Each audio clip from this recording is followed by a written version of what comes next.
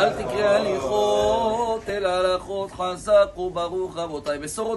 aujourd'hui le 20 dans le mois de Heshvan. On va essayer aujourd'hui de parler, de donner hommage aussi à un grand rabbin, c'est Saïloula aujourd'hui. Beaucoup le connaissent maintenant ou ils apprennent à le découvrir. Il est décédé il y a 4 ans. C'était le grand rabbin de l'Angleterre, le Rav Yonatan Zaks, et qu'il a laissé vraiment dans tout le judaïsme, dans le monde, et surtout dans les nations qui découvrent la grandeur qu'il y a dans la Torah. C'était sa mission, il a donné sa vie pour ça. Et on va citer aujourd'hui une façon de voir la paracha de cette semaine. Comment il nous apprend que la paracha, elle commence avec Haye Sarah, elle parle de la mort de Sarah.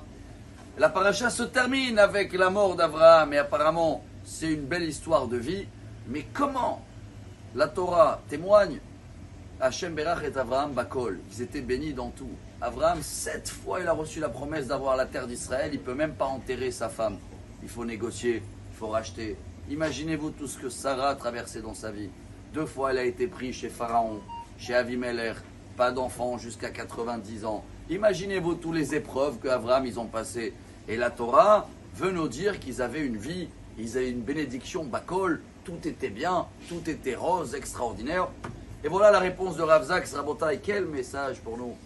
Il nous apprend, il amène un exemple avec, vous avez dû entendre parler de Viktor Frankl, un des plus grands psychologues en Amérique. Il a vécu la Shoah et qu'il a fait beaucoup des études pour savoir qu'est-ce qui a aidé certains de pouvoir survivre malgré qu'ils ont vécu des événements très très durs.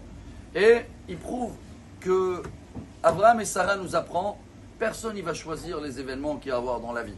Appelez ça le destin, appelez ça Hachem, tout vient. Mais la façon comment nous on va réagir face à ces épreuves-là, face à tous les nisyonotes, c'est ce qui va rendre certains des personnes, il appelle ça des korban. C'est quoi korban? Un sacrifice. Il croit et il va se mettre dans la tête à accuser celui-là et c'est à cause de ça. Et des fois, il y a du mal à s'en sortir comme ça. Que Abraham et Sarah, ils nous apprennent pas du tout. C'est même pas eux, c'est toujours d'abord c'est Hachem qui a envoyé les événements. On les traverse. C'est jamais les autres qui vont influencer ma moralité, ma façon de penser. Chaque situation, on est dans nos têtes.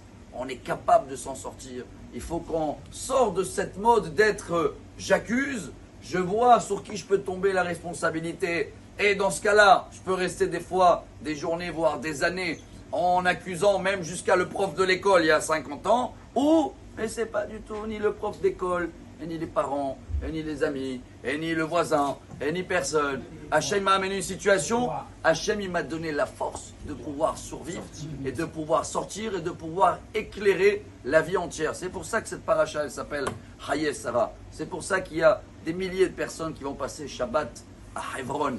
Hebron c'est s'attacher, se connecter. Alors le Rav Zaks il termine, il dit dans chaque événement qui se présente dans notre journée, on peut s'attacher à Dieu, on peut comprendre, situation est bien, Dieu il veut m'envoyer un message à moi, j'oublie les autres. C'est comme ça qu'on avance, c'est la mission du peuple juif. C'est le message de Abraham, Sarah et de Rav Zaks. Et j'espère, Bezrat Hashem, que cette semaine-là, on va avoir nous tous une grande lumière, Amen. On va se sentir connectés, Merchoubarim, et Bezrat Hashem, grand miracle, grande réussite, les soldats, les otages, excellente journée, que des bonnes nouvelles. Amar Rabbi Lazar, Amar Rabbi Hanina.